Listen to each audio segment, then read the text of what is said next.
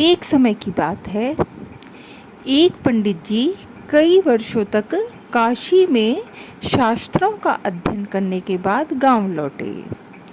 पूरे गांव में शोहरत हुई कि काशी से शिक्षित होकर आए हैं और धर्म से जुड़े किसी भी पहेली को सुलझा सकते हैं।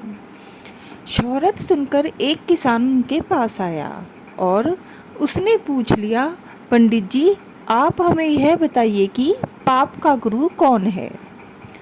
प्रश्न सुनकर पंडित जी चकरा गए। उन्होंने धर्म व आध्यात्मिक गुरु तो सुने थे, लेकिन पाप का भी गुरु होता है, यह उनकी समझ और ज्ञान के बाहर था। पंडित जी को लगा कि उनका अध्ययन अभी अधूरा रह गया है। वह फिर काशी लौटे।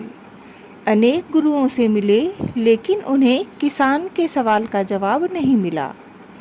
अचानक एक दिन उनकी मुलाकात एक गणिका से हो गई। उसने पंडित जी से परेशानी का कारण पूछा तो उन्होंने अपनी समस्या बता दी।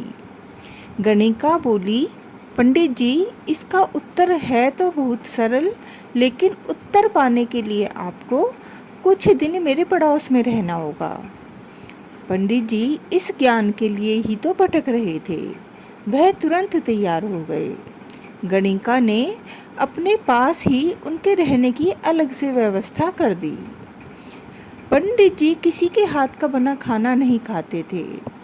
वह अपने नियम, आचार और धर्म परंपरा के कट्टर अनुयायी थे।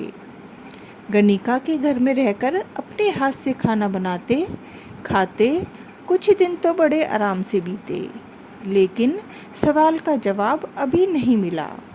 वह उत्तर की प्रतीक्षा में रहे। एक दिन गणिका बोली, पंडित जी, आपको भोजन पकाने में बड़ी तकलीफ होती है। यहाँ देखने वाला तो कोई और है नहीं। आप कहें तो नहा धोकर मैं आपके लिए भोजन तैयार कर दिया करूँ। पंडित जी को राजी करने के लिए उसने लालच दिया। यदि आप मुझे इस सेवा का मौका दें तो मैं दक्षिणा में 5 स्वर्ण मुद्राएं भी प्रतिदिन आपको दूंगी। स्वर्ण मुद्रा का नाम सुनकर पंडित जी विचारने लगे। पका पकाया भोजन और साथ में सोने के सिक्के भी, अर्थात दोनों हाथों में लड्डू है। पंडित जी ने अपना नियम, व्रत, आचार, विचार, धर्म सब कुछ भूल गए। उन्होंने कहा, तुम्हारी जैसी इच्छा, बस विशेष ध्यान रखना कि मेरे कमरे में आते जाते तुम्हें कोई नहीं देखे।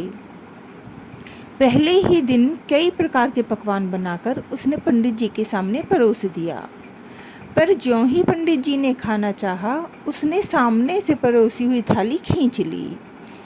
इस पर पंडित जी क्रुद्ध हो गए और बोले, यह क्या मजाक है। गणिका ने कहा, यह मजाक नहीं है पंडित जी, यह तो आपके प्रश्न का उत्तर है।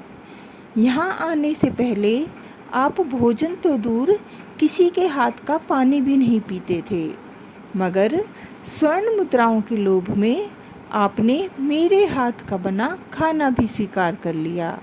यह लोभ ही पाप का गुरु है। जय श्री कृष्णा।